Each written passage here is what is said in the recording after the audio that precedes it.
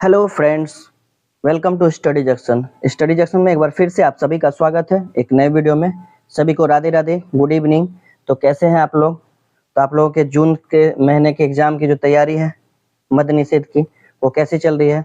I hope कि अच्छी चल रही होगी और स्ट्रॉन्ग चल रही होगी।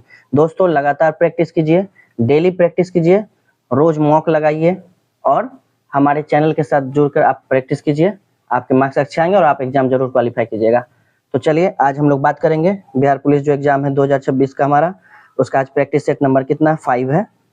तो आज हम लोग प्रैक्टिस सेट नंबर 5 को पूरे 25 क्वेश्चन को करेंगे और सारे मैंने एग्जाम ओरिएंटेड क्वेश्चन बनाए हैं दोस्तों। तो चलिए वीडियो को स्टार्ट करते हैं। आप लगातार वीडियो में शुरू से अंत तक बने रखिएगा। तो बिना कोई देरी किए स्टार्ट करते हैं। तो आज के सेशन का हमारा पहला क्वेश्चन है,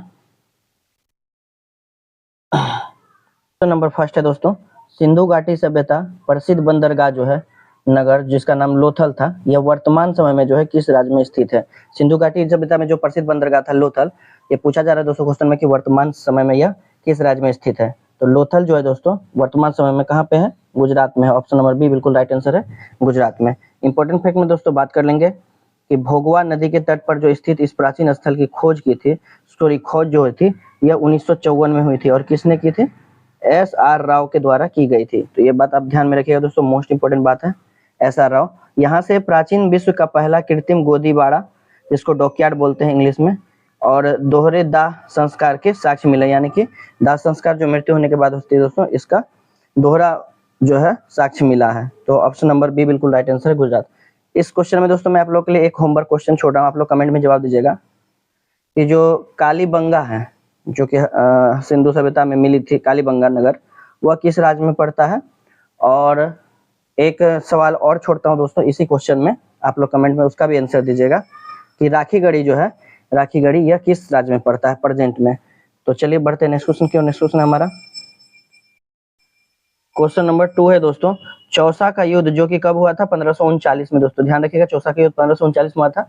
पूछा जा रहा है कि चौसा के युद्ध में जो है हुमायूं को किसने पराजित किया था? ध्यान रखिएगा दोस्तों, चौसा के युद्ध में पूछा जा रहा है कि हुमायूं को किसने पराजित किया था, इस क्वेश्चन में पूछा जा रहा है। तो हुमायूं को जो पराजित किया था दोस्तों वो शेरशाह सूरी ने पराजित किया था। ऑप्शन नंबर ए हमारा बिल्कुल राइट आंसर है, शेरशाह सूरी। इंपॉर्टेंट फैक्ट में दोस्तों बात कर लेंगे कि इसी युद्ध के बाद फरीद ने, यानी शेरशाह का नाम क्या था दोस्तों? फरीद की उपाधि धारण की थी और अपने नाम के सिक्के चलवाए थे। किसने? शेरशाह सूरी ने।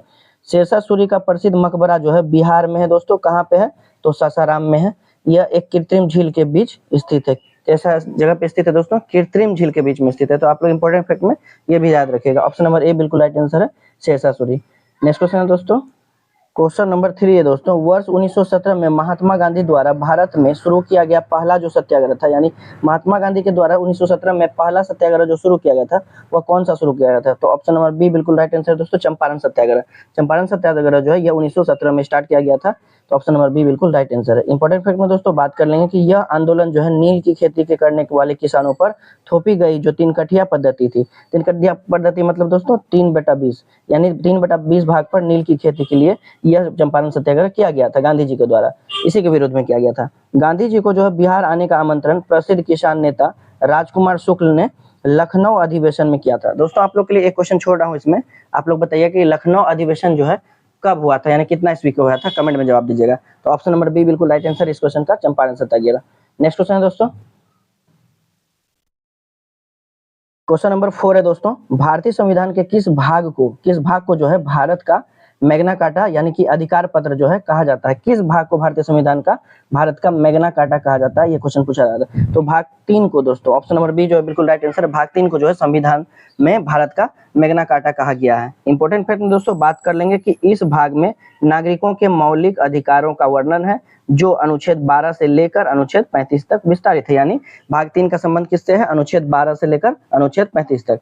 संविधान के अनुच्छेद 32 जो है संवैधानिक उपचारों का अधिकार, इसको जो है डॉक्टर भीमराव अंबेडकर ने संविधान की आत्मा कहा था। मोस्ट वीवीआई क्वेश्चन दोस्तों ये याद रखिएगा कि अनुच्छेद 32 को जो है ऐसे क्वेश्चन पूछा जाता है, मैंने एग्जाम दिया तो मुझे पता है, क्वेश्चन ऐसे पूछा जाता है दोस्तों कि संविधान की आत्मा जो है किस अनुच्छेद को कहा जाता है, ऐसे भी पूछा जाता है।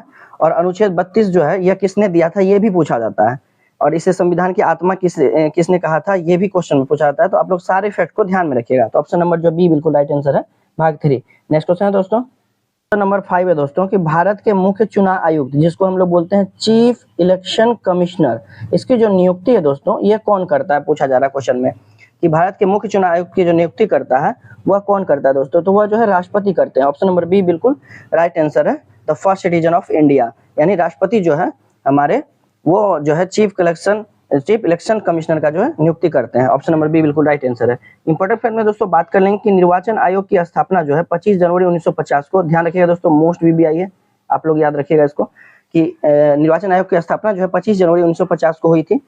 इसीलिए प्रतिवर्ष जो है दोस्तों 25 जनवरी को राष्ट्रीय मतदाता दिवस, कितना तारीख को दोस्तों, 25 जनवरी को राष्ट्रीय मतदाता दिवस मनाया जाता है।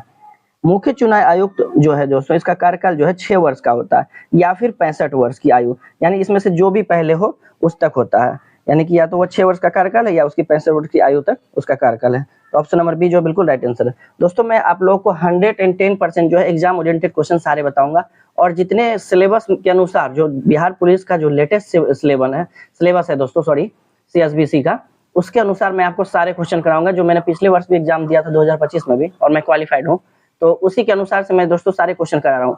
आप बस कंसिस्टेंसी बनाकर डेली सीरीज को ज्वाइन कीजिए, जो मैं सीरीज चलाता हूँ, और लगातार प्रैक्टिस कीजिए, आपका रिजल्ट 100% होगा। तो चलिए बढ़ते हैं नेक्स्ट क्वेश्चन की ओर। नेक्स्ट क्वेश्चन हमारा क्वेश्चन नंबर 6 है दोस्तों। आज का सेशन का दोस्तों हर एक क्वेश्चन आपके लिए इंपॉर्टेंट होने वाला है। अगर आप सच में वर्दी चाहते हैं तो आप हमारे सीरीज को ज्वाइन करके लगातार प्रैक्टिस कीजिए। तो क्वेश्चन नंबर 6 में है दोस्तों कि संविधान संशोधन द्वारा पंचायती राज संस्थाओं को संवैधानिक दर्जा जो है प्रदान किया गया था, यानी कहने का मतलब है दोस्तों, क्वेश्चन का बोलने का मतलब है कि सीधा सा पूछा जा रहा है कि संविधान संशोधन में जो है पंचायती राज जो संस्था है इसको जो संवैधानिक दर्जा दिया गया था वह कितना संविधान संशोधन के तहत दिया गया था, ये पूछा जा रहा है। तो यह 73वां संविधान संशोधन, ऑप्शन नंबर सी जो है बिल्कुल राइट आंसर है। 73 संविधान संशोधन के तहत पंचायती राज संस्था को जो है संवैधानिक दर्जा मिला। इंपॉर्टेंट फैक्ट में दोस्तों बात कर लेंगे कि इसके द्वारा संविधान में 11वीं अनुसूची जोड़ी गई, जिसमें पंचायतों के कार्य के लिए कुल 29 विषय, कितना विषय दोस्तों, मोस्ट वीवीआई दोस्तों, 29 विषय जो है प्रदान किए गए थे पंचायती कार्य के लिए। भारत में त्रिस्तरीय पंचायती राज व्यवस्था की सिफारिश बलवंत राय मेहता समिति ने की थी। दोस्तों ध्यान रखिएगा, ये बहुत ही मोस्ट वीवीआई क्वेश्चन है दोस्तों, हर एग्जाम में इसको पूछा जाता है, और खास करके बिहार के एग्जाम में, कि भारत में जो त्रिस्तरीय पंचायती राज व्यवस्था पूछा जाता है दोस्तों, क्वेश्चन ऐसे कि भारत में किस प्रकार की पंचायती राज व्यवस्था जो है बिहार में किस टाइप की है, या भारत में, ऐसे पूछा जाता है। और बलवंत राय मेहता समिति के तहत जो है इसका सिफारिश किया गया था। तो दोस्तों आप लोग के लिए क्वेश्चन है कि बलवंत राय मेहता समिति कब आया था, आप लोग इसमें बताइएगा। तो ऑप्शन नंबर सी जो बिल्कुल राइट आंसर है। नेक्स्ट क्वेश्चन है हमारा दोस्तों, क्वेश्चन नंबर 7 है दोस्तों। दक्षिण भारत की सबसे ऊंची चोटी जो है, सबसे ऊंची चोटी दोस्तों कौन सी है, पूछा जा रहा है दोस्तों कि दक्षिण भारत की सबसे ऊंची चोटी जो है दोस्तों वह कौन सी है, तो वह जो दोस्तों अन्नाईमुडी है। ऑप्शन नंबर बी जो बिल्कुल राइट आंसर है, अन्नाईमुडी। इंपॉर्टेंट फैक्ट में दोस्तों बात कर लेंगे कि यह चोटी जो है केरल राज्य में अन्नाईमलाई पहाड़ियों पर जो है स्थित है। ध्यान रखिएगा दोस्तों, केरल में है अन्नाईमुडी जो चोटी है दोस्तों सबसे ऊंची दक्षिण भारत के, वो किस राज्य में है, तो केरल में है। और कहाँ पर स्थित है, तो अन्नामलाई पहाड़ी पर स्थित है। इसकी ऊंचाई जो है दोस्तों ध्यान रखिएगा लगभग 2695 मीटर। एग्जैक्ट डाटा तो नहीं बता सकता दोस्तों, लेकिन आप लोग अगर सस्पेंस होगा तो देख लीजिएगा गूगल में सर्च मार के कि जो इसकी ऊंचाई जो है एग्जैक्ट कितनी है। ऐसे तो यहाँ पे 2695 मैंने दे दिया मीटर है। इंपॉर्टेंट में दोस्तों अगला बात कर लेंगे कि नीलगिरी पर्वत जो है श्रृंखला की सबसे ऊंची चोटी जो है दोदा बेटा। ध्यान रखिएगा दोस्तों, बहुत वीवीआई इंपॉर्टेंट क्वेश्चन है दोस्तों ये, कि नीलगिरी पर्वत श्रृंखला की सबसे ऊंची चोटी जो है वो दोदा बेटा है, जहाँ प्रसिद्ध ऊटी जो है उटक मंड यानी हिल स्टेशन स्थित है। यहीं पे जो है दोस्तों ऊटी हिल स्टेशन है, कहाँ पे, दोदा बेटा के पास, नीलगिरी की पहाड़ी में। तो ऑप्शन नंबर बी जो बिल्कुल राइट आंसर है, अन्नाईमुडी। अगला क्वेश्चन है दोस्तों, क्वेश्चन नंबर 8 है दोस्तों कि हीराकुंड बांध जो है परियोजना यह किस नदी पर जो है निर्मित की गई, यानी हीराकुंड बांध परियोजना किस नदी पर है, ये क्वेश्चन में पूछा जा रहा है दोस्तों। तो यह जो है दोस्तों महानदी पर है। ऑप्शन नंबर बी जो बिल्कुल राइट आंसर है, महानदी। और महानदी पे हीराकुंड बांध परियोजना कहाँ पर है दोस्तों, किस राज्य में, तो उड़ीसा में है। इंपॉर्टेंट फैक्ट में दोस्तों देख लेंगे कि यह जो है उड़ीसा राज्य में स्थित विश्व की सबसे लंबी मिट्टी के बांधों में से एक प्रमुख जो है बहुउद्देशीय परियोजना है। ध्यान रखिएगा दोस्तों, सबसे लंबी बोला जा रहा है। अगला फैक्ट है दोस्तों कि गोदावरी नदी को बूढ़ी गंगा या दक्षिण गंगा कहा जाता है। ध्यान रखिएगा दोस्तों, मोस्ट इंपोर्टेंट क्वेश्चन है कि गोदावरी नदी को जो है दोस्तों बूढ़ी गंगा के नाम से जाना जाता है, और दक्षिण गंगा भी इसके कहा जाता है। किसको दोस्तों, गोदावरी नदी को, जो कि प्रायद्वीपीय भारत की जो है सबसे लंबी नदी है। दोस्तों आप लोग का सवाल यहाँ पे एक और बन रहा है कि प्रायद्वीपीय भारत की जो सबसे लंबी नदी है वह कौन सी है दोस्तों, तो वह जो है गोदावरी है। तो ऑप्शन नंबर बी जो बिल्कुल राइट आंसर है। नेक्स्ट क्वेश्चन है दोस्तों, क्वेश्चन नंबर 9 है दोस्तों, क्षेत्रफल की दृष्टि से जो है भारत का विश्व में कौन सा स्थान है। ध्यान रखिएगा दोस्तों, भारत का पूछा जा रहा है, बिहार का नहीं। क्षेत्रफल की दृष्टि से भारत का जो वर्ल्ड में स्थान कौन सा है दोस्तों, यह पूछा जा रहा है। तो वर्ल्ड में जो है दोस्तों 7वां स्थान है। ऑप्शन नंबर बी जो बिल्कुल राइट आंसर है, 7वां स्थान है। एक क्वेश्चन आपके लिए दोस्तों छोड़ रहा हूँ होमवर्क में, आप जो है कमेंट में जवाब दीजिएगा कि पहला स्थान किसका है वर्ल्ड में क्षेत्रफल की दृष्टि से। तो 7वां जो है भारत का स्थान है दोस्तों। इंपॉर्टेंट फैक्ट में बात कर लेंगे कि भारत का जो कुल क्षेत्रफल है विश्व के कुल भौगोलिक क्षेत्रफल का जो है कितना प्रतिशत, लगभग 2.42% है। मोस्ट वीवीआई दोस्तों, आप लोग ध्यान रखिएगा इसको कि भारत का जो है भौगोलिक क्षेत्रफल का जो है लगभग 2.42% है भारत कुल क्षेत्रफल का, इसी का हिस्सा यह कवर करता है। अगला फैक्ट में बात कर लेंगे दोस्तों, क्षेत्रफल में जो है विश्व का सबसे बड़ा देश रूस है। दोस्तों मैंने अभी ऊपर क्वेश्चन पूछा था और यहाँ पे एक्स्ट्रा फैक्ट में भी दे दिया, तो आप लोग तो आराम से बता दीजिएगा कि सबसे बड़ा जो है देश रूस है और जनसंख्या के दृष्टिकोण से भारत शीर्ष स्थान पर है। पहले दोस्तों चाइना था, ध्यान रखिएगा दोस्तों, पहले जो था वो चाइना था, लेकिन अब जो है भारत आ गया शीर्ष स्थान पर क्षेत्रफल जनसंख्या में। ऑप्शन नंबर बी जो बिल्कुल राइट आंसर है। नेक्स्ट क्वेश्चन है दोस्तों, क्वेश्चन नंबर 10 है दोस्तों, भारत में राष्ट्रीय आय यानी कि नेशनल इनकम जो है इसकी गणना सर्वप्रथम किसने की थी। बहुत मोस्ट वीवीआई क्वेश्चन दोस्तों और रिपीटेड क्वेश्चन है, ध्यान रखिएगा आप लोग। पूछा जा रहा है कि भारत में जो राष्ट्रीय आय है यानी नेशनल इनकम, इसकी गणना जो है सर्वप्रथम किसने की थी, ये पूछा जा रहा है। तो इसकी गणना की थी दादा भाई नौरोजी ने। ऑप्शन नंबर बी जो बिल्कुल राइट आंसर है, दादा भाई नौरोजी। इंपॉर्टेंट फैक्ट में दोस्तों बात कर लेंगे कि उन्होंने इस वर्ष यानी कि 1867 से 68 में अपनी प्रसिद्ध पुस्तक poverty and un British rule in India, दोस्तों ध्यान रखिएगा ये जो वाक्य लिखा हुआ है, इनकी पुस्तक का नाम जो लिखा हुआ है, ये बहुत ही आप लोग ध्यान में रखिएगा। ये पूछा भी जाता है बार बार कि एग्जाम में क्वेश्चन, बिहार पुलिस में बहुत बार पूछा गया कि poverty and un British rule in India पुस्तक किसने लिखी है, तो दादा भाई नौरोजी ने लिखी है। और इसी में इन्होंने जो है राष्ट्रीय आय की गणना की थी। प्रति व्यक्ति जो आय है 20 रुपये बताई गई थी उस समय में। तो उन्होंने ही भारत से धन निष्कासन का सिद्धांत यानी ड्रेन ऑफ वेल्थ थ्योरी जो है दुनिया के सामने प्रस्तुत किया था। धन निष्कासन का सिद्धांत किसने किया था दोस्तों, तो दादा भाई नौरोजी ने दिया था। ऑप्शन नंबर बी जो है बिल्कुल राइट आंसर है। नेक्स्ट क्वेश्चन है दोस्तों, क्वेश्चन नंबर 11 है दोस्तों, भारतीय रिजर्व बैंक यानी शॉर्ट में हम लोग आरबीआई बोलते हैं यानी रिजर्व बैंक ऑफ इंडिया, इसका जो राष्ट्रीयकरण है दोस्तों किस वर्ष हुआ था। वीवीआई क्वेश्चन है दोस्तों, ध्यान में रखिएगा कि राष्ट्रीय आरबीआई का जो राष्ट्रीयकरण है दोस्तों, ये पूछा जा रहा है कि किस वर्ष हुआ था। राष्ट्रीयकरण दोस्तों, स्थापना नहीं पूछा जा रहा है, ध्यान से जवाब दीजिएगा। तो इसका जो राष्ट्रीयकरण हुआ था वह 1 जनवरी 1949 को हुआ था। ऑप्शन नंबर बी जो बिल्कुल राइट आंसर है, 1 जनवरी 1949। इंपॉर्टेंट फैक्ट में दोस्तों बात कर लेंगे कि इसकी स्थापना जो है हिल्टन यंग आयोग यानी दोस्तों किस आयोग द्वारा, हिल्टन यंग आयोग की सिफारिश पर 1 अप्रैल 1935 को 5 करोड़ की अधिकृत पूंजी के साथ की गई थी। इसे जो है बैंकों का बैंक यानी किसको दोस्तों, आरबीआई को जो है बैंकों का बैंक भी कहा जाता है। इसका जो केंद्र मुख्यालय है यानी ये इसका जो हेडक्वार्टर है दोस्तों आरबीआई का, वो कहाँ पे है, मुंबई में है। तो आप लोग एक्स्ट्रा फैक्ट में इसको भी याद रखिएगा। तो ऑप्शन नंबर बी जो है बिल्कुल राइट आंसर है। नेक्स्ट क्वेश्चन है दोस्तों, नंबर 12 दोस्तों, आज के सीरीज का सारा क्वेश्चन दोस्तों मोस्ट इंपोर्टेंट रहने वाला है, आप लोग बहुत ध्यान से वीडियो देखिएगा। 12 नंबर क्वेश्चन में दोस्तों, भारत में कृषि एवं ग्रामीण विकास के लिए धन उपलब्ध कराने वाली सर्वोच्च संस्था जो है कौन सी है। मोस्ट इंपोर्टेंट क्वेश्चन है दोस्तों कि भारत में कृषि एवं ग्रामीण विकास के लिए जो धन उपलब्ध कराती है वो सर्वोच्च संस्था दोस्तों कौन सी है, ये पूछा जाए तो ऑप्शन नंबर बी जो बिल्कुल राइट आंसर है। नाबार्ड जो है दोस्तों यह सर्वोच्च संस्था है जो कि भारत में कृषि एवं ग्रामीण विकास के लिए धन उपलब्ध कराती है। इंपॉर्टेंट फैक्ट में दोस्तों बात कर लेंगे कि नाबार्ड की स्थापना जो है मोस्ट इंपोर्टेंट दोस्तों वीबीआई है, मैं इसको वीबीआई कर देता हूँ, इसको आप लोग डेट और ईस्वी दोनों याद रखिएगा कि नाबार्ड की स्थापना जो थी वो कब हुई थी, 12 जुलाई 1982 को शिवरमन समिति, किस समिति के थ्रू दोस्तों, शिवरामन समिति की सिफारिश के आधार पर 6ठी पंचवर्षीय योजना के दौरान की गई थी। ध्यान रखिएगा दोस्तों, ये क्वेश्चन भी बन सकता है एग्जाम में कि नाबार्ड की स्थापना जो है किस पंचवर्षीय योजना के दौरान की गई थी, तो 6ठी पंचवर्षीय योजना। इसका मुख्य उद्देश्य जो है ग्रामीण क्षेत्रों में ऋण व्यवस्था को सुदृढ़ और संचालित करना है। तो ऑप्शन नंबर बी जो बिल्कुल राइट आंसर है। नेक्स्ट क्वेश्चन है दोस्तों,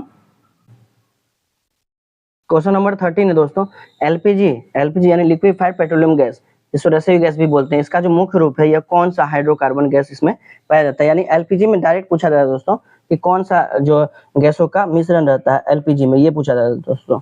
तो इसमें जो है प्रोपेन एवं ब्यूटेन, ऑप्शन नंबर बी जो बिल्कुल राइट आंसर है, प्रोपेन और ब्यूटेन का मिश्रण पाया जाता है। इंपॉर्टेंट फैक्ट में दोस्तों बात कर लेंगे कि प्राकृतिक रूप में गंधहीन होने के कारण सिलेंडर में गैस में जो है लीकेज का पता लगाने यानी कि गैस का रिसाव का पता लगाने के लिए इसमें इथाइल मरकैप्टन मिलाया जाता है। जो हम लोग के एलपीजी सिलेंडर में जो बैड स्मेल आती है वो जो है इथाइल मरकैप्टन की वजह से ही आती है। सीएनजी यानी कि कंप्रेस्ड नेचुरल गैस, इसका जो मुख्य घटक है वो मीथेन है दोस्तों। मीथेन का सूत्र क्या है? CH4 गैस होती है जिसमें जो है जिसे जो है मार्स गैस यानी मीथेन को दोस्तों मार्स गैस भी कहा जाता है। तो इंपॉर्टेंट फैक्ट में आप लोग ये भी याद करते चलिएगा। ऑप्शन नंबर बी जो है बिल्कुल राइट आंसर है। अगला क्वेश्चन है दोस्तों क्वेश्चन नंबर 14। बस दोस्तों आप लोग कंसिस्टेंसी बना के डेली प्रैक्टिस कीजिए, आपका रिजल्ट 100% होगा। ध्वनि तरंगे जो है साउंड वेव्स यानी यह किस प्रकार के माध्यम में जो है गति दोस्तों नहीं कर सकता? ध्यान रखिएगा दोस्तों, पूछा जा रहा है कि किस में जो है गति नहीं कर सकता है ध्वनि तरंग। तो ध्वनि तरंग को जो है दोस्तों वह निर्वात में गति नहीं कर सकता है। तो ऑप्शन नंबर बी जो है बिल्कुल राइट आंसर, क्योंकि दोस्तों ध्वनि को गति करने के लिए किसी न किसी माध्यम की जरूरत होती है, वह निर्वात में गति नहीं कर सकता है। तो ऑप्शन नंबर बी जो है बिल्कुल राइट आंसर है। इंपॉर्टेंट प्रश्न में दोस्तों बात करेंगे, ध्वनि एक अनुदैर्घ्य यांत्रिक तरंग है दोस्तों। कैसी तरंग है? अनुदैर्घ्य यांत्रिक तरंग है, जिसे संचरण के लिए भौतिक माध्यम की आवश्यकता होती है, यानी कि निर्वात में जो है माध्यम नहीं कर सकता, निर्वात में नहीं चल सकता है। तो वायु में जो है सामान्य ताप पर ध्वनि की चाल जो होती है लगभग वायु में दोस्तों 332 मीटर पर सेकंड। ध्यान रखिएगा दोस्तों, कहीं कहीं पे 331 भी दिया रहता है, तो ध्यान रखिएगा इस बात का। और इस्पात में इसकी गति जो है सर्वाधिक, यानी ठोस में जो है ध्वनि की गति सर्वाधिक होती है। तो ऑप्शन नंबर बी जो बिल्कुल राइट आंसर है, निर्वात, जिसको इंग्लिश में वैक्यूम बोलते हैं। अगला क्वेश्चन है दोस्तों क्वेश्चन नंबर 15 है दोस्तों, फ्यूज तार जिसको फ्यूज वायर बोलते हैं दोस्तों, इसका निर्माण जो है किन धातुओं के मिश्रण से मिश्र धातु से किया जाता है? फ्यूज तार का निर्माण जो है किसके मिश्रण से किया जाता है, ये क्वेश्चन में पूछा जाता है। तो ये सीसा और टीन, ऑप्शन नंबर बी जो है बिल्कुल राइट आंसर है। सीसा और टीन के जो है निर्माण से जो इसका मिश्रण जो है से किया जाता है, सीसा और टीन के मिश्रण से। इंपॉर्टेंट फैक्ट में दोस्तों बात कर लेंगे कि सुरक्षा की दृष्टि से फ्यूज तार का जो गलनांक है वो बहुत कम तथा प्रतिरोध जो है दोस्तों उच्च होना चाहिए, तब ना दोस्तों शॉर्ट सर्किट होगा किसी भी घर के जगह पे, तो जो है फ्यूज तुरंत गल जाएगा। इसीलिए इसका गलनांक कम होना चाहिए और प्रतिरोध जो है दोस्तों उच्च होना चाहिए। अगर गलनांक कम नहीं रहेगा दोस्तों तो सारा चीज आपकी जितनी भी चीजें लगी हुई है घर में इलेक्ट्रॉनिक, वो सारे के सारे जल जाएंगे और फ्यूज नहीं जल पाएगा। तो इसलिए दोस्तों फ्यूज का जो गलनांक होता है वो निम्न होता है और इसका प्रतिरोध उच्च होता है। बिजली के हीटर में एक्स्ट्रा फैक्ट में दोस्तों बात कर लेंगे, बिजली के हीटर में जो है स्प्रिंग यानी नाइक्रोम जो है धातु का बना होता है, यानी हीटर का जो तार बनाता है दोस्तों वो नाइक्रोम का बना होता है, जिसका गलनांक जो है और प्रतिरोध दोनों जो है अत्यधिक उच्च होते हैं, तभी ना दोस्तों हीटर गर्म होता है, इसलिए जो है इसका गलनांक उच्च होता है। तो ऑप्शन नंबर बी जो बिल्कुल राइट आंसर है। नेक्स्ट क्वेश्चन है दोस्तों क्वेश्चन नंबर 16 है दोस्तों कि शुद्ध जल जो प्योर वाटर है इसका पीएच मान जो है पीएच वैल्यू कितना होता है? शुद्ध जल का पीएच मान पूछा जा रहा है दोस्तों। तो शुद्ध जल का पीएच मान जो है वो 7 होता है, यानी कि शुद्ध जल 2000 दोस्तों वो न्यूट्रल यानी कि उदासीन होता है। तो इंपॉर्टेंट फैक्ट में बात कर लेंगे दोस्तों कि पीएच स्केल की खोज जो है सोरेनसन ने की थी, जिसमें 7 से कम जो मान होता है वो अम्ल होता है और 7 से जो अधिक मान होता है वो क्षारीय प्रकृति का होता है, यह दर्शाया जाता है उसमें पीएच स्केल में। मानव रक्त का जो पीएच मान होता है दोस्तों वो 7.4 होता है। याद रखिएगा दोस्तों, इंपॉर्टेंट बात है कि मानव रक्त का जो पीएच मान होता है वो 7.4 होता है, जो कि हल्की क्षारीय प्रकृति का तरल संयोजी उत्तक है। दोस्तों साइंस में यह भी क्वेश्चन बनता है एग्जाम में कि रक्त जो है वो कैसा उत्तक है? तो ऑप्शन में आंसर आएगा दोस्तों कि रक्त एक तरल संयोजी उत्तक है। तो ऑप्शन नंबर बी जो है बिल्कुल राइट आंसर है। नेक्स्ट क्वेश्चन है दोस्तों क्वेश्चन नंबर 17 है दोस्तों, साधारण नमक का रासायनिक नाम जो है सोडियम क्लोराइड है। तो पूछा जा रहा है कि सोडियम क्लोराइड का जो सही सूत्र है वो क्या होता है, यानी सोडियम क्लोराइड का रासायनिक सूत्र क्या होता है? तो NaCl, ऑप्शन नंबर बी जो बिल्कुल राइट आंसर है। NaCl जो है सोडियम क्लोराइड का जो है सही सूत्र है।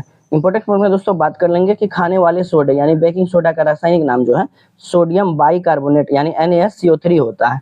और धोवन सोडा जिसे वॉशिंग सोडा बोलते हैं, इसका जो रासायनिक नाम है सोडियम कार्बोनेट है। दोस्तों ध्यान रखिएगा दोस्तों, खाने वाला सोडा का नाम है सोडियम बाइकार्बोनेट और धोवन सोडा का जो नाम है वो सोडियम कार्बोनेट है Na2CO3 होता है, जिसका उपयोग जो है जल की अस्थायी कठोरता को दूर करने में होता है। ऑप्शन नंबर जो है बी बिल्कुल राइट आंसर है। अगला क्वेश्चन है दोस्तों क्वेश्चन नंबर 18 है दोस्तों कि मानव शरीर में जो रक्त का बैंक यानी ब्लड बैंक जो है वो किसे कहा जाता है? यानी मानव शरीर में रक्त का ब्लड बैंक जो है यानी ब्लड बैंक जो है मानव शरीर में किसे कहा जाता है? तो ऑप्शन नंबर बी जो है बिल्कुल राइट आंसर है। प्लीहा या स्प्लीन, इसको बोलते हैं दोस्तों इंग्लिश में स्प्लीन, हिंदी में तिल्ली बोलते हैं। प्लीहा या स्प्लीन को ही मानव रक्त का ब्लड बैंक जो है कहा जाता है मानव शरीर का। इंपॉर्टेंट फैक्ट में दोस्तों बात कर लेंगे कि प्लीहा को ही जो है लाल रक्त कणिकाओं यानी आरबीसी का जो कब्रिस्तान भी कहा जाता है। मोस्ट इंपोर्टेंट क्वेश्चन है दोस्तों, ध्यान रखिएगा, VVI है ये। आरबीसी को जो है कब्रिस्तान कहा जाता है क्योंकि पुरानी आरबीसी यहाँ आकर नष्ट हो जाती है। मानव शरीर में नई रक्त कोशिकाओं का निर्माण मुख्य रूप से वयस्क अवस्था में अस्थि मज्जा के अंदर होता है। तो ऑप्शन नंबर जो बी बिल्कुल राइट आंसर है, प्लीहा। अगला क्वेश्चन है दोस्तों क्वेश्चन नंबर 19, घेंगा रोग जिसको इंग्लिश में दोस्तों ग्वाइटर बोलते हैं। ग्वाइटर रोग जो है भोजन में किस तत्व की कमी के कारण जो है उत्पन्न होता है? ग्वाइटर रोग तो यह जो है आयोडीन के कारण दोस्तों, ऑप्शन नंबर बी जो बिल्कुल राइट आंसर है। आयोडीन की कमी से घेंगा रोग यानी गोइटर रोग होता है, जो कि थायराइड ग्रंथि गले में होती है। इंपॉर्टेंट फैक्ट में दोस्तों बात करेंगे, इसकी कमी से जो गले में स्थित थायराइड ग्रंथि है, इसके आकार में जो असामान्य वृद्धि हो जाती है, जो कि थायरोक्सिन हार्मोन बनाती है। शरीर में लोहे की कमी से जो दोस्तों हीमोग्लोबिन जो है, जिसके वजह से ब्लड लाल होता है, यह घट जाता है, जिससे कि एनीमिया रोग यानी रक्त अल्पता रोग हो जाता है। तो ऑप्शन नंबर बी जो बिल्कुल राइट आंसर है, आयोडीन। अगला क्वेश्चन है दोस्तों, क्वेश्चन नंबर 20 दोस्तों, और यह एक हिंदी का क्वेश्चन है कि सूर्योदय जो है दोस्तों, ध्यान रखिएगा, सूर्योदय, सूर्योदय शब्द का जो सही सटीक जो है संधि विच्छेद पूछा जा रहा है। सूर्योदय का संधि विच्छेद जो है क्या होगा? तो ऑप्शन नंबर बी जो है बिल्कुल राइट आंसर है दोस्तों इसका, सूर्य जोड़ उदय, ये होता है सूर्योदय। तो हिंदी से भी दोस्तों 5 से 6 क्वेश्चन आपको बिहार पुलिस के एग्जाम में देखने को मिलेंगे। तो मैं सारे क्वेश्चन आपको कवर करवा दूंगा, बस आप प्रैक्टिस सेट के साथ जुड़े रहिए और वीडियो को पूरा देखिए दोस्तों, शुरू से लेकर अंत तक। तो बी नंबर ऑप्शन जो है बिल्कुल राइट है। इंपॉर्टेंट फैक्ट में बात कर लेंगे, सूर्य प्लस उदय में जो है अ या आ के बाद दुर्गऊ हर्षऊ आने से नियमतः वह ओ में परिवर्तित हो जाता है, यानी कि संधि विच्छेद का ये नियम बताया जा रहा है दोस्तों, जो मैंने नीचे दे दिया है, जो गुण स्वर संधि का सुंदर उदाहरण है। संधि मुख्य रूप से दोस्तों 3 प्रकार की होती है, स्वर संधि, व्यंजन संधि और विसर्ग संधि। तो आप लोग एक्स्ट्रा फैक्ट में इसको भी याद रखिएगा। मैं दोस्तों एक्स्ट्रा फैक्ट इसलिए जोड़ता हूँ ताकि आपको एक क्वेश्चन के साथ कम से कम 2 या 3 क्वेश्चन रेडी हो जाए एक ही क्वेश्चन में, इसलिए मैं एक्स्ट्रा फैक्ट देता हूँ। तो ऑप्शन नंबर जो है बी बिल्कुल राइट आंसर है। अगला क्वेश्चन है दोस्तों, क्वेश्चन नंबर 21 है दोस्तों, निम्नलिखित वाक्यांशों में से अपादान कारक वाले जो वाक्य का जो सही चयन कीजिए। पूछा जा रहा है इसमें से जो वाक्य दिया हुआ है, इसमें से अपादान कारक कौन सा है, ये पूछा जा रहा है। तो ऑप्शन नंबर बी जो है बिल्कुल राइट आंसर है। अपादान कारक का उदाहरण, पेड़ से पत्ता गिरना। अपादान कारक में दोस्तों एक वस्तु दूसरे वस्तु से अलग हो जाती है, ये फैक्ट आप लोग याद रखिएगा। इंपॉर्टेंट फैक्ट में दोस्तों बात करेंगे, जहां किसी वस्तु या व्यक्ति का किसी स्थान या वस्तु से अलग होने का, अलगाव का यानी डरने तुलना करने का भाव हो, वहां पे अपादान कारक होता है। ये कारक का विभक्ति में दिया हुआ दोस्तों। वह कलम से लिखता है, वाक्य में जो है कलम क्रिया का साधन है, इसलिए यहाँ जो है करण कारक प्रयुक्त हुआ है। तो ऑप्शन नंबर बी जो बिल्कुल राइट आंसर है, पेड़ से पत्ता गिरा। अगला क्वेश्चन है दोस्तों, क्वेश्चन नंबर 22 है दोस्तों, और यह भी एक हिंदी का ही क्वेश्चन है। जो आंखों के सामने न हो वाक्यांश के लिए एक शब्द या प्रयुक्त जो है क्या होता है? यानी दोस्तों ये हिंदी का क्वेश्चन में ये पूछा जाता है कि अनेक शब्द के लिए एक शब्द, यानी एक शब्द बताना है कि जो आंखों के सामने न हो उसे क्या कहते हैं? तो उसे परोक्ष कहते हैं दोस्तों। ऑप्शन नंबर बी जो बिल्कुल राइट आंसर है, परोक्ष। इसी को दोस्तों अप्रत्यक्ष भी कहा जाता है, ध्यान रखिएगा आप लोग ये भी बात। इंपॉर्टेंट फैक्ट में दोस्तों देख लेंगे कि जो आंखों के ठीक सामने उपस्थित हो, यहाँ पे देखिएगा दोस्तों हो दिया हुआ, उसे प्रत्यक्ष कहा जाता है, जो कि यहाँ पे दिया हुआ है 1 नंबर में। और जो नहीं है तो उसे परोक्ष कहेंगे दोस्तों, अप्रत्यक्ष। जिसका जन्म पहले हुआ हो उसे अग्रज कहा जाता है। एक्स्ट्रा फैक्ट में मैंने 1-2 और भी दे दिया दोस्तों। और जिसका जन्म बाद में हुआ हो दोस्तों, उसे अनुज कहा जाता है। तो ऑप्शन नंबर बी जो बिल्कुल राइट आंसर है, परोक्ष। अगला क्वेश्चन है दोस्तों, क्वेश्चन नंबर 23, और ये भी एक हिंदी का क्वेश्चन है दोस्तों, और ये मुहावरा है अंगूठा दिखाना। ध्यान रखिएगा दोस्तों, अंगूठा दिखाना जो मुहावरा है, इसका सही अर्थ पूछा जा रहा है कि इसमें से सही रूप कौन सा है, अंगूठा दिखाना। तो अंगूठा दिखाना का जो सही रूप है दोस्तों, ऑप्शन नंबर ए जो है बिल्कुल राइट आंसर है। एन वक्त पर मना करना, मतलब दोस्तों जब समय पड़ा तो आपको मना कर दिया, अंगूठा दिखा दिए, तो ए नंबर ऑप्शन जो बिल्कुल राइट है। इंपॉर्टेंट फैक्ट में दोस्तों बात कर लेते हैं कि किसी कार्य या मदद के लिए एन मौके पर साफ मना कर देना जो है, इस मुहावरे का बिल्कुल सही अर्थ सिद्ध करता है। अपने पैरों पर खड़ा होना, ये मुहावरा है दोस्तों, इसका सही अर्थ क्या होगा, आत्मनिर्भर होना, जो कि हम लोग अभी एग्जाम देकर पास होके होने वाले हैं। तो ऑप्शन नंबर जो है ए बिल्कुल राइट आंसर है। अगला क्वेश्चन है दोस्तों, नंबर 24 है दोस्तों, और यह एक मैथ का क्वेश्चन है। मैंने बोला ना दोस्तों आपको कि मैं जो है सिलेबस के अकॉर्डिंग, हर सिलेबस के सारे सब्जेक्ट के अकॉर्डिंग डालूंगा सवालों को, क्योंकि उसमें हिंदी के भी क्वेश्चन पूछे जाते हैं, मैथ के भी क्वेश्चन पूछे जाते हैं, इंग्लिश के भी पूछे जाते हैं, हिस्ट्री, पॉलिटी, ज्योग्राफी, इकोनॉमिक्स, सबके क्वेश्चन, यानी कि बिहार पुलिस में जो है दोस्तों CSBC आयोग जो है मिक्स क्वेश्चन पूछता है। तो आप लोग को उसी के अकॉर्डिंग जो मैं सारे क्वेश्चन करवाऊंगा। मैथ का क्वेश्चन दिया हुआ है दोस्तों 24 नंबर में कि ए और बी किसी काम को जो क्रमशः 10 दिन और 15 दिन में पूरा कर सकते हैं, दोनों मिलकर जो है उस कार्य को कितने दिनों में समाप्त करेंगे, ये पूछा जा रहा है। बहुत ही आसान क्वेश्चन है दोस्तों। ऐसे क्वेश्चन को दोस्तों कैसे करते हैं, तो ऐसे क्वेश्चन को दोस्तों इसका फॉर्मूला होता है, या कम समय में करेंगे तो ऐसे ही कर सकते हैं दोस्तों, a इंटू बी, और नीचे हो जाता है दोस्तों a प्लस बी। तो a यहाँ पे हमारा 10 है और b हमारा यहाँ पे 15 है, तो 10 इंटू 15 बटे a प्लस बी है, यानी 10 और 15 कितना हो जाएगा दोस्तों, a प्लस बी 25 हो जाएगा। तो काट देंगे इसको 5 से 3 बार में, 5 से 5 बार में, अब 5 से 2 बार में। 3 और 2 का गुना कर देंगे दोस्तों, 3 दूना 6, यानी 6 कितना हो गया दोस्तों, दिन हो गया। तो ऑप्शन नंबर बी जो है बिल्कुल राइट आंसर है, 6 दिन। इंपॉर्टेंट फैक्ट में दोस्तों मैंने आपको जोड़ दिया, देख दिया, सब आप देख लीजिएगा कैसे ही होती है। तो ऑप्शन नंबर बी बिल्कुल राइट आंसर है। अगला क्वेश्चन है दोस्तों, क्वेश्चन नंबर 25 है दोस्तों, और यह भी एक मैथ का क्वेश्चन है। चलिए पढ़ते हैं। यदि किसी वृत्त की त्रिज्या जो है रेडियस, इसको दोगुना कर दिया जाए तो उसके क्षेत्रफल पर जो है दोस्तों कितने गुना की वृद्धि होगी। मोस्ट इंपोर्टेंट क्वेश्चन है दोस्तों, ध्यान से देखिएगा। बोला जा रहा है कि यदि किसी वृत्त की त्रिज्या यानी आर को जो है दोस्तों, इसको अगर हम लोग 2 गुना कर दें तो पूछा जा रहा है कि उसके क्षेत्रफल जो है यानी एरिया में जो है कितने गुना की वृद्धि हो जाएगी। तो दोस्तों इसके लिए मैंने आपको ऐसे तो इसका ऑप्शन नंबर बी होगा दोस्तों, 4 गुना हो जाएगा। मैंने इंपॉर्टेंट फैक्ट में दे दिया दोस्तों कि वृत्त के क्षेत्रफल का सूत्र जो होता है क्या होता है दोस्तों, वृत्त के क्षेत्रफल का सूत्र होता है पाई आर स्क्वायर। और बोला जा रहा है त्रिज्या को 2 गुना करने पर यानी कि आर जो है इसको 2 गुना कर देंगे तो इसका नया सूत्र क्या हो जाएगा, पाई इंटू 2r, क्योंकि दोस्तों हम लोग 2 गुना कर रहे हैं तो 2r स्क्वायर हो गया, यानी बराबर में हम बोल सकते हैं इसको कि यह हो गया टोटल मिला के 4 पाई आर स्क्वायर। तो पूछा जा रहा था कि 4 गुना हो जाता है दोस्तों, पूछा जा रहा था कि त्रिज्या को जो है 2 गुना कर देंगे तो क्षेत्रफल पे क्या प्रभाव पड़ेगा। तो क्षेत्रफल दोस्तों क्या हो जाएगा, 4 गुना हो जाएगा। तो इसलिए ऑप्शन नंबर बी जो बिल्कुल राइट आंसर है। क्योंकि वृत्त की अगर दोस्तों वृत्त का परिधि पूछा जाता है तो वह परिधि जो होती है वह त्रिज्या की 2 गुनी होने पर केवल 2 गुनी ही बढ़ती है, यानी कि त्रिज्या अगर 2 गुना होगा तो वृत्त की परिधि भी 2 गुना होगा। लेकिन दोस्तों अगर वृत्त की त्रिज्या को 2 गुना कर देंगे तो उसका क्षेत्रफल जो है वह 4 गुना हो जाएगा। मैंने एक इंपॉर्टेंट फैक्ट में दोस्तों दे दिया है, आप लोग देख लीजिएगा, इससे समझ जाइएगा। तो चलिए ये थे दोस्तों आज के 25 क्वेश्चन जो मैंने आपको रियल तरीका के एक्सप्लेनेशन के साथ कराया। तो वीडियो कैसी लगी आप कमेंट करके जरूर बताइएगा। तो लाइक कीजिएगा, अगर आप हमारे चैनल पर नए हैं तो चैनल को सब्सक्राइब कीजिएगा, ज़्यादा से ज़्यादा अपने दोस्तों के पास शेयर कीजिएगा। और दोस्तों ये मेरा चैनल है स्टडी जंक्शन जिसका नाम है, अगर आपको ऐसे नहीं मिलता है तो आप उसके पीछे PYQ जोड़ सकते हैं, यानी प्रीवियस ईयर क्वेश्चन आपको डायरेक्ट मिल जाएगी। आप हमारी डेली प्रैक्टिस सेट से इस चैनल पे हमारे साथ डेली प्रैक्टिस सेट कर सकते हैं, आप तो जुड़ जाइए हमारे चैनल के साथ। अगर वीडियो अच्छी लगती है दोस्तों तो लाइक कीजिएगा और शेयर कीजिएगा। मिलते हैं नेक्स्ट प्रैक्टिस सेट में, नेक्स्ट वीडियो में, तब तक के लिए धन्यवाद।